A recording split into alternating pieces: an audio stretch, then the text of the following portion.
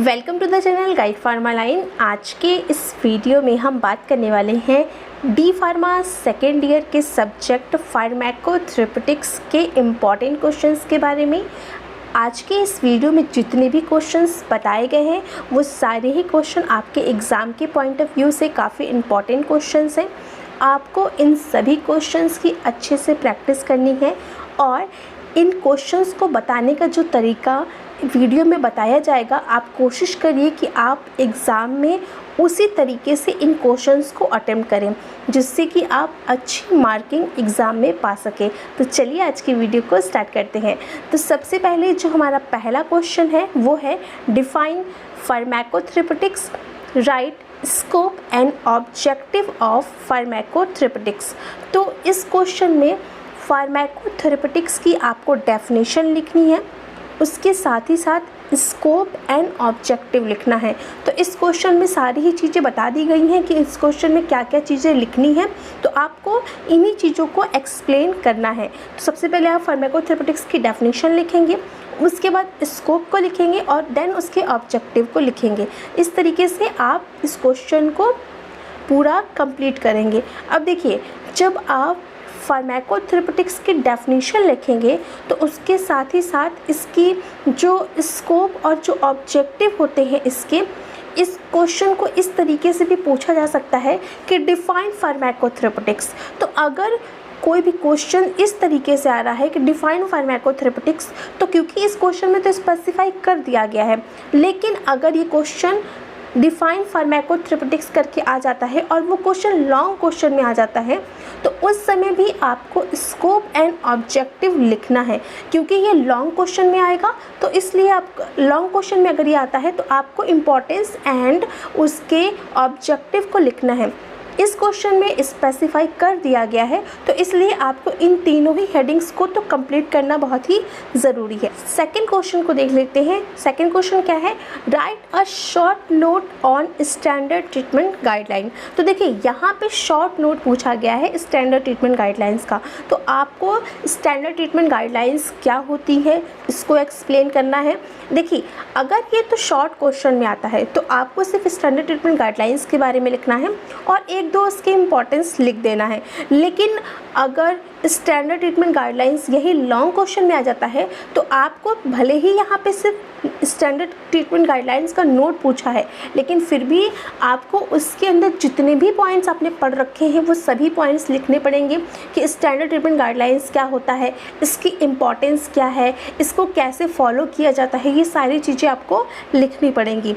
ठीक है, तो डिपेंड करता है किसी भी क्वेश्चन को अटेम्प्ट करने के लिए कि वो क्वेश्चन कितनी वैल्यू रख रहा है, वो क्वेश्चन कितने मार्क्स में पूछा जा रहा है। अगर वो क्वेश्चन शॉर्ट क्वेश्चन में पूछा जाता है, क्वेश्चंस को पूछने के तरीके दो हो सकते हैं, या तो वो शॉर्ट में पूछा जाएगा तो उसी क्वेश्चन को लॉन्ग में अगर पूछा जाएगा तो आपको पॉइंट्स को बढ़ाना पड़ेगा। अगर वो क्वेश्चन शॉर्ट में पूछा जाता है तो आपको उसी क्वेश्चन के जो आंसर्स होंगे उसके पॉइंट को शॉर्ट में करना पड़ेगा। अगर क्वेश्चन शॉर्ट में है तो आप लॉन्ग जैसा आंसर नहीं लिखेंगे, मतलब लॉन्ग क्वेश्चन के हिसाब से आपको पॉइंट्स ज़्यादा रखने पड़ेंगे। लेकिन अगर वो क्वेश्चन शॉर्ट में आ रहा है तो उसी पॉइंट्स को आपको शॉर्ट में लिखना पड़ेगा। अगर आप लॉन्ग में लिखेंगे तो दो प्रॉब्लम्स हो सकती हैं। पहली बात तो आपको मार्किंग उतने ही की ही मिलनी है। अगर वो 3 में आ रहा है तो 3 नंबर में आ रहा है तो 3 ही नंबर मिलेंगे, भले ही आप 10 नंबर का मैटर लिख देंगे।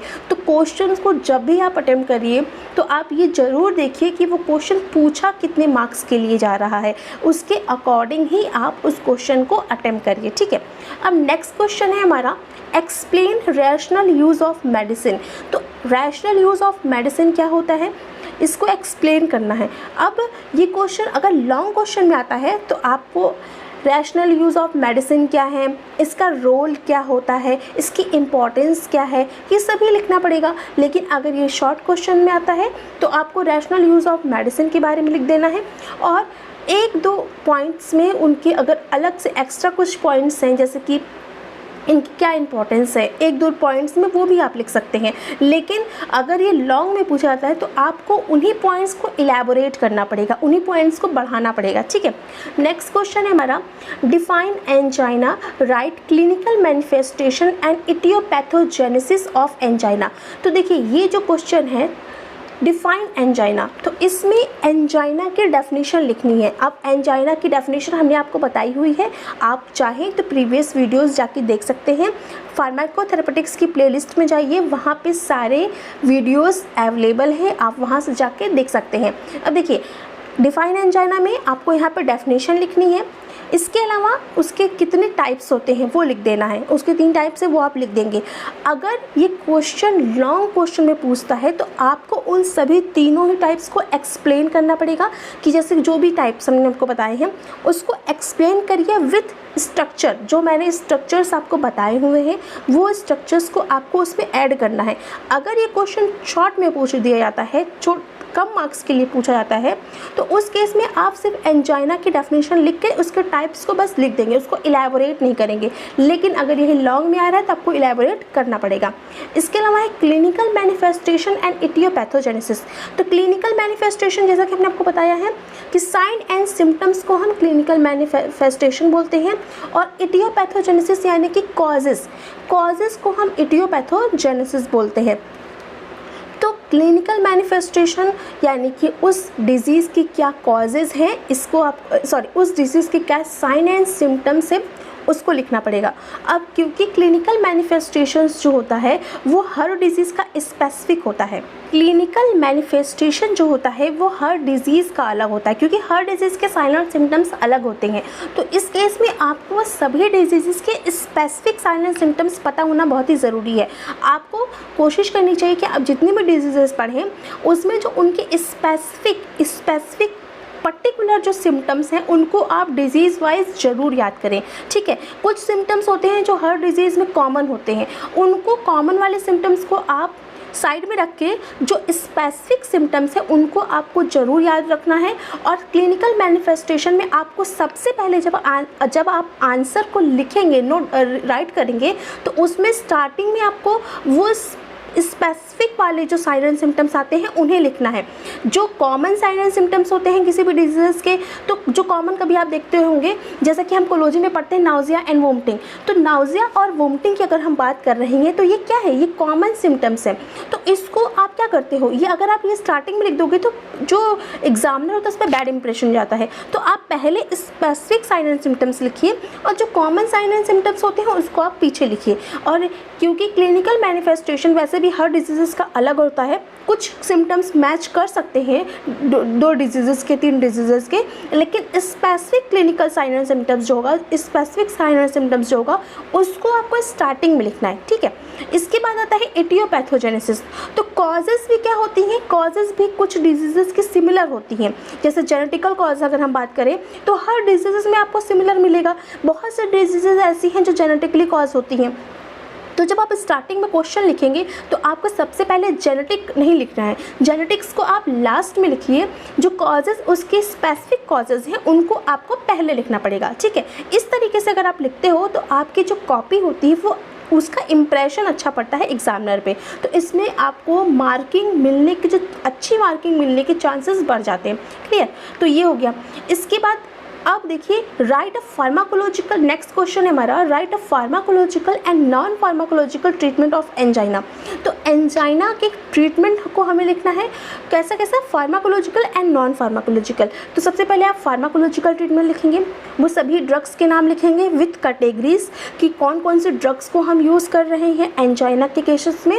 इसमें जो स्पेसिफिक ड्रग आती है जो इमरजेंसी कंडीशन में यूज़ की जाती है, GTN यानी ग्लिसराइड ट्राइनाइट्रेट, उसको आप सबसे पहले लिखेंगे। ठीक है, इसके बाद आप सारी ड्रग्स को लिख देंगे विद देयर कैटेगरीज। ओके, इसके बाद आता है नॉन फार्माकोलॉजिकल ट्रीटमेंट। तो नॉन फार्माकोलॉजिकल ट्रीटमेंट में भी जो इसके ट्रीटमेंट्स होंगे वो आपको नोट डाउन करने पड़ेंगे। ठीक है, नेक्स्ट क्वेश्चन आता है define hypertension, right clinical manifestation and aetiopathogenesis of hypertension. तो देखिए, ये जो क्वेश्चन हम पूछ रहे हैं इसमें क्या है, जो ये सारे ही क्वेश्चन है वो काफ़ी इंपॉर्टेंट क्वेश्चन है।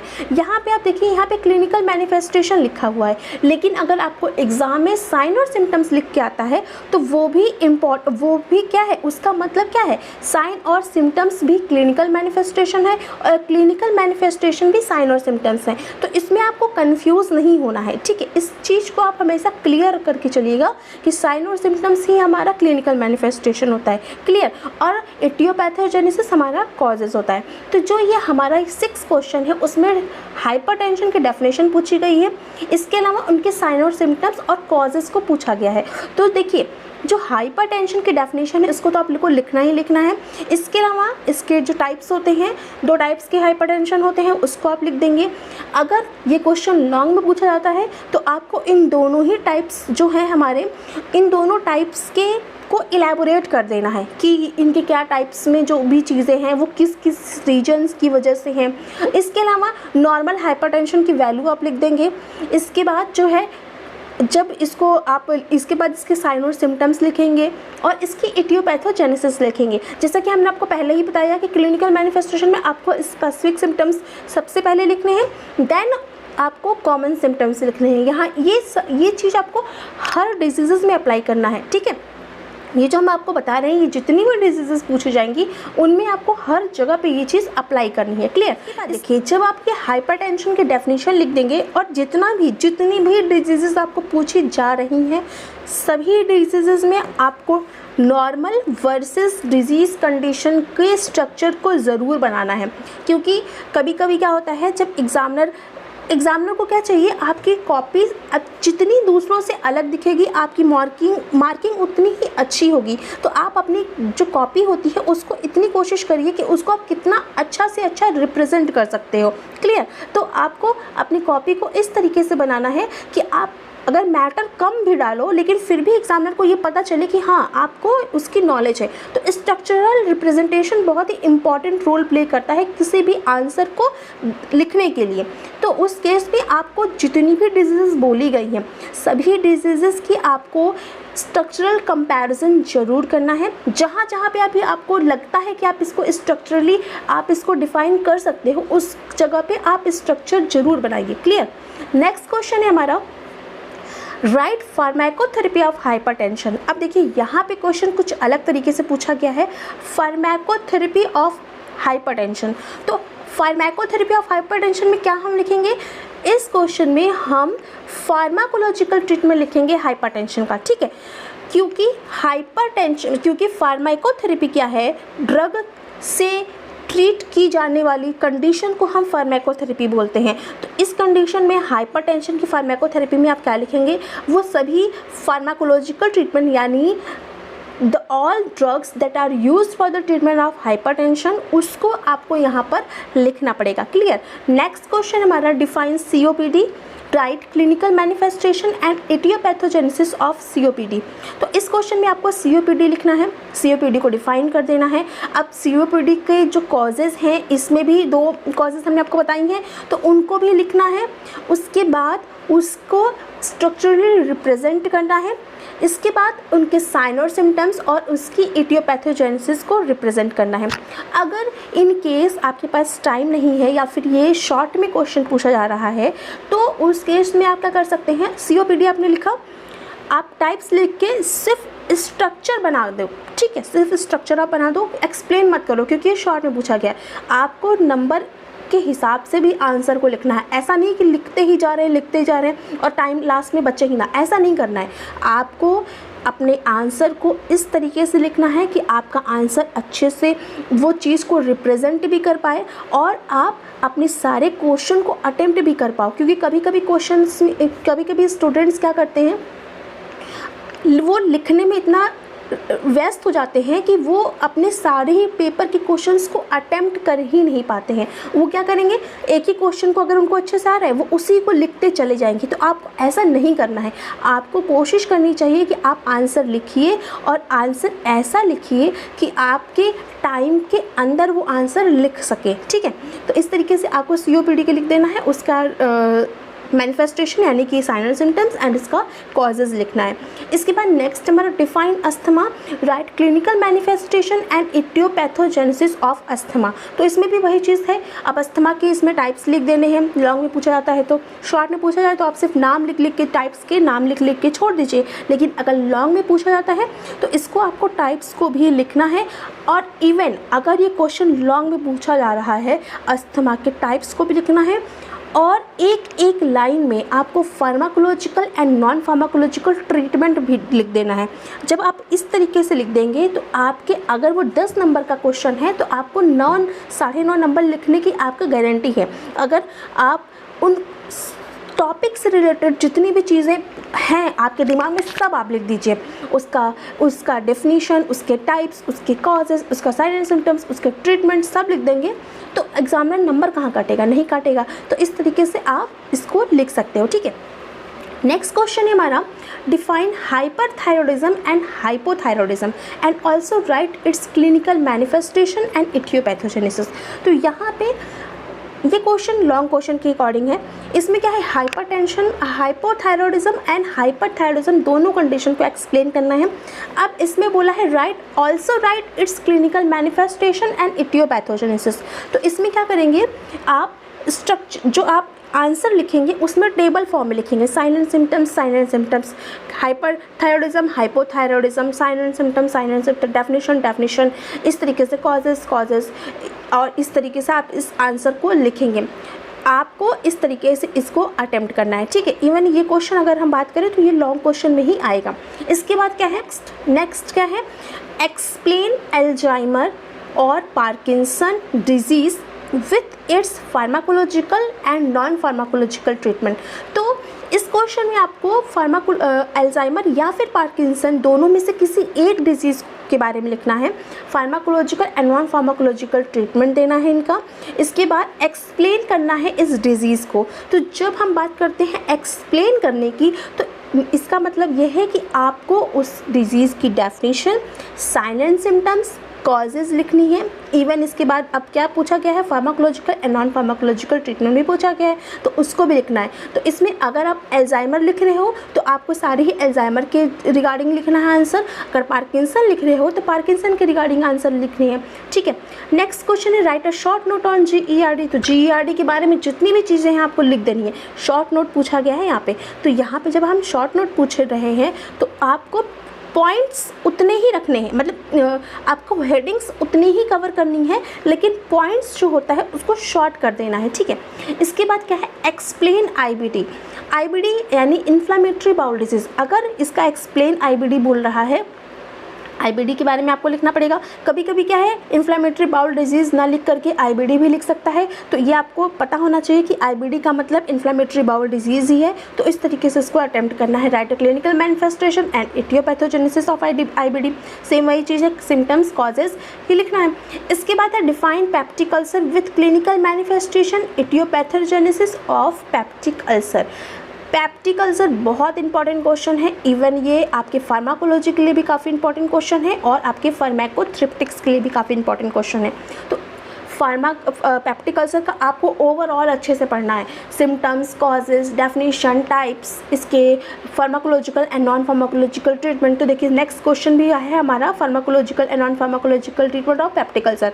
तो वही चीज़ है, ये क्वेश्चन काफ़ी इंपॉर्टेंट क्वेश्चन है। आपको इनके पूरे इसके बारे में पूरा डिटेल में स्टडी करना है। टाइप्स, पिक्चर प्रेजेंटेशन, डिफरेंस मतलब डिजीज़ में और नॉर्मल कंडीशन में, इसके अलावा सिम्टम्स, साइन, सिम्टम्स, कॉजेज़, सब कुछ पढ़ना है। नेक्स्ट हो गया आपका, नेक्स्ट हमारा फार्माकोलॉजिकल ट्रीटमेंट ही हो गया। नेक्स्ट है हमारा define malaria, right causes, sign and symptoms, right pharmacological and non pharmacological treatment of malaria. तो अब हम देखिए ये मलेरिया के बारे में जब हम पूछ रहे हैं तो अगर तो ये क्वेश्चन लॉन्ग क्वेश्चन में आता है तो आपको मलेरिया की डेफिनेशन लिखनी है, जितने भी टाइप्स के उस पे पाए जाते हैं पैरासाइट्स जो भी है जिसकी वजह से मलेरिया होता है, जो इसके पॉजिटिव एजेंट्स हैं 4 टाइप्स के होते हैं ना, तो आपको इन सभी 4 टाइप्स के पॉजिटिव एजेंट्स के बारे में पूरा लिखना है, मतलब पूरे टाइप्स के नाम लिखने हैं। साइन एंड सिम्टम्स लिखना है, क्या साइन और सिम्टम्स होता है मलेरिया का, इसके अलावा इसका ट्रीटमेंट, ये सब आपको लिखना पड़ेगा। तो ये इसमें इस तरीके से आप इसको अटेम्प्ट करेंगे। नेक्स्ट क्वेश्चन हमारा एक्सप्लेन यूरिनरी ट्रैक इन्फेक्शन। तो इसमें यूरिनरी ट्रैक इन्फेक्शन के बारे में लिखना है, साइन और सिम्टम्स। अगर हम एक्सप्लेन बोल रहे हैं तो इसमें आपको जितनी भी चीज़ें आएंगी उतनी लिखनी पड़ेंगी, ठीक है। नेक्स्ट हमारा define tuberculosis, right causes, sign and symptoms, pharmacological and non pharmacological treatment. तो ट्यूबरकुलोसिस इन सभी से रिलेटेड वीडियो हमारे चैनल में पड़ी हुई है, आप वहाँ से फार्माकोथेरेपेटिक्स की प्लेलिस्ट पे जाइए और वहाँ से आप सभी वीडियोस को एक 1 बाय 1 करके देख सकते हैं, ठीक है। तो अब क्या है इसमें क्या है ट्यूबरकुलोसिस के बारे में पूछा गया। तो ट्यूबरकुलोसिस के बारे में पूछा गया है तो आपको टीबी के बारे में पूरा पता होना चाहिए, पूरा डिफाइन करना है टीबी को किसकी वजह से होता है। अगर हम डिजीज़ की बात करते हैं, कोई ऐसी डिजीज़ है जो किसी के वजह से हो रही है, जैसे मलेरिया का पॉजिटिव एजेंट है, ट्यूबरकुलोसिस का पॉजिटिव एजेंट है, तो जब हम इन तरीके की डिजीज़ की बात करते हैं तो आपको उन डिजीज़ के पॉजिटिव एजेंट को बोल्ड में लिखना है, मतलब उनको ज़रूर लिखना है विथ अंडरलाइन, ठीक है, अंडरलाइन करके लिखना है। तो इस तरीके से आप इसको लिखेंगे, टाइप्स लिख दीजिएगा। इसको आप देख भी सकते हो, हमारे चैनल पे पढ़ा हुआ है, इसको देख सकते हैं आप, ठीक है। साइन एंड सिम्पटम्स, कॉजेज वगैरह ये सब आप इसको लिख सकते हैं। नेक्स्ट है हमारा right a note on rheumatoid arthritis. तो इसके बारे में भी वही सब चीज़ें लिखनी है, क्योंकि यहाँ पे स्पेसिफाइड नहीं है। जहाँ पे स्पेसिफाइड नहीं होता है वहाँ पे क्या है, वहाँ पे आपको नंबर के अकॉर्डिंग काम करना है, ठीक है। जहाँ पे स्पेसिफाइड है वो तो है ही, लेकिन जहाँ पे नहीं है वहाँ पे नंबर के अकॉर्डिंग काम करिए। रिमेटिक आर्थराइटिस के बारे में लिखिए, साइन एंड सिम्पटम्स लिखिए और ट्रीटमेंट भी लिख सकते हो, एक एक लाइन में लिख सकते हो आप, ठीक है। नेक्स्ट क्वेश्चन हमारा define cirrhosis with clinical manifestation and aetiopathogenesis of cirrhosis. तो इसमें सिरोसिस के बारे में उसका साइन और सिम्टम्स लिखना है, डेफिनेशन लिखनी है और इसका कॉजेज लिखना है, ठीक। नेक्स्ट है define glaucoma, right clinical manifestation, aetiopathogenesis of glaucoma. तो ग्लूकोमा के बारे में इसमें पूरा लिख देना है, इसकी इटियोपैथोजेनेसिस, इसका क्लिनिकल मैनिफेस्टेशन सब लिख देना है, ठीक है। इसके अलावा देखिए, अगर ये क्वेश्चन ग्लूकोमा का लॉन्ग क्वेश्चन में आता है तो आपको ट्रीटमेंट लिखना है, अगर सिरोसिस का क्वेश्चन लॉन्ग क्वेश्चन में आता है तो ट्रीटमेंट लिखना है। अब देखिए, ये जितने भी क्वेश्चन आप देख रहे हो इसमें क्या है, जितनी भी डिजीज़ेज़ आपको बताई गई हैं ये सारी डिजीज़ेज़ इंपॉर्टेंट डिजीज़ेज़ हैं, ठीक है। इन सभी डिजीज़ेज़ की आपको प्रैक्टिस करनी ही करनी है, आप कुछ भी छोड़ दीजिए, पर इन सभी डिजीज़ेज़ को आप अच्छे से पढ़ के जाइए। अगर यहाँ पे सिर्फ हमने क्लिनिकल मैनिफेस्टेशन एंड इटियोपैथोजेनेसिस लिख दिया है, इसका मतलब ये बिल्कुल भी नहीं है कि इसका ट्रीटमेंट इंपॉर्टेंट नहीं है। इसका फार्माकोलॉजिकल ट्रीटमेंट भी उतना ही इंपॉर्टेंट है जितना कि ये डिजीज़ेज़ के साइन और सिम्टम्स और कॉजेज़ इंपॉर्टेंट है, ठीक है। तो इसमें क्या है, आपको उन सभी डिजीज़ेज़ की तो अच्छे से प्रैक्टिस करनी ही करनी है, क्लियर। नेक्स्ट है हमारा explain polycystic ovarian disease syndrome, polycystic ovary syndrome. तो इसको पीसीओडी जिसको हम बोलते हैं, या फिर पीसीओडी भी बोलते हैं, पीसीओएस भी बोलते हैं। तो इसके बारे में आप पूरा लिखेंगे। ओवरीज का इसमें स्ट्रक्चर आप बना देंगे, ओवरीज में स्ट्रक्चर बना देंगे, डिफ्रेंशिएशन कैसे नॉर्मल ओवरीज का और पॉलीसिस्टिक ओवेरियन सिंड्रोम में जो ओवरीज होती है उनका। इसके अलावा उसके सिम्टम्स क्या आते हैं, कॉजेज़ क्या क्या है, इसके ट्रीटमेंट क्या होते हैं, ये सब भी आपको लिखना पड़ेगा। तो इस तरीके से आप इन क्वेश्चंस को अटेम्प्ट करिए जिससे कि आप अच्छी मार्किंग पा सकिए, ठीक है। तो आई होप आज का ये वीडियो आप सभी को समझ में आया होगा। मिलते हैं नेक्स्ट वीडियो में किसी और टॉपिक के साथ। अगर आपको किसी भी और टॉपिक पे वीडियो चाहिए तो आप हमारे कमेंट बॉक्स में लिखिए, हम उस पर वीडियो लाने की पूरी कोशिश करेंगे। मिलते हैं नेक्स्ट वीडियो में। Thank you.